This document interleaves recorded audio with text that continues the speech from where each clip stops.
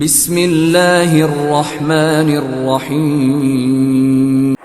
ناظرین، Islamic library میں آپ کو خوش آمدید کہتے ہیں۔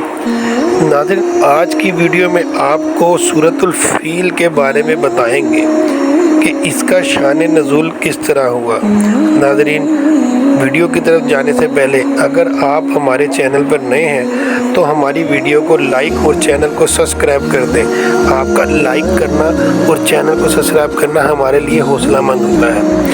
ناظرین، دنیا کا دستور ہے جب کوئی خاص ایونٹ کرنا ہوتا ہے تو اس کی اناؤنسمنٹ کی جاتی ہے۔ حدیث قدسی ہے کہ اللہ تعالیٰ فرماتا ہے کہ اے محبوب، اگر ہم نے آپ کو نہ بنانا ہوتا تو یہ کائنات نہ بناتا، یعنی آپ تخلیق کائنات ہیں۔ ناظرین، آپ کی تشریف آوری سے پہلے عجیب و غریب واقعات کا نزول ہونا شروع ہو گیا۔ ایسا ہی ایک واقعہ آپ کی ولادت سے 55 دن پہلے پیش آیا۔ ناظرین، یمن کا بادشاہ ابرہہ، اس نے سوچا کہ مسلمان بیت اللہ کا طواف کرتے ہیں اور عبادت کے لیے یہیں جاتے ہیں، کیوں نہ میں اس کعبے کے اوپر حملہ کر کے اس کو توڑ دوں اور اس کے پتھر اٹھا کے یمن میں ایک کعبہ بنا لوں، تو پھر سب یہاں پر طواف کرنے آیا کریں گے۔ ناظرین، یہ سوچ کر اس نے کعبے کے اوپر حملہ کرنے کا ارادہ کیا۔ ناظرین، اس زمانے کے اندر جنگیں گھوڑوں کے اوپر اور اونٹوں کے اوپر لڑی جاتی تھیں۔ اس نے ہاتھیوں کی ایک فوج کا لشکر تیار کیا اور بیت اللہ کے اوپر حملہ کر کے اس کو چاروں طرف سے گھیر لیا اور عرب کے تمام لوگوں کے جانور اور سامان کو اپنے قبضے میں کر لیا۔ ناظرین، یہ دیکھ کر حضرت عبد المطلب جو آپ کے دادا تھے، ابرہہ کے خیمے کے اندر داخل ہوئے۔ اللہ تبارک و تعالیٰ نے آپ کی پیشانی پہ ایسا نور اور ہیبت رکھی تھی کہ ابرہہ ان کو دیکھ کر تعظیماً ان کے لیے کھڑا ہو گیا اور ان کو اپنے ساتھ بٹھایا اور آنے کا مقصد دریافت کیا۔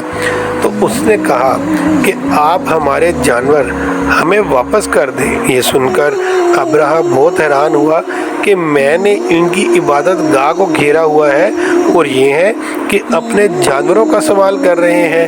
تو اس کے ذہن میں خیال آیا کہ شاید یہ لوگ میری ہیبت سے اور میری طاقت سے ڈر گئے ہیں، اس لیے ان کے حواس باختہ ہو گئے ہیں۔ اس نے آپ کی بات سن کر یہ پوچھا کہ تم اپنے جانوروں کا سوال کرتے ہو لیکن اپنے کعبے کا ذکر مجھ سے نہیں کرتے۔ تو حضرت عبد المطلب نے اس کو جواب دیا کہ میں ان بکریوں کا مالک ہوں، اسی کے بارے میں سوال کروں گا۔ جو کعبے کا مالک ہے وہ اس کی حفاظت خود کرے گا۔ یہ سن کر ابرہہ نے آپ کو آپ کی بکریاں اور تمام عرب کا سامان واپس کر دیا اور کعبے کے اوپر حملہ بول دیا۔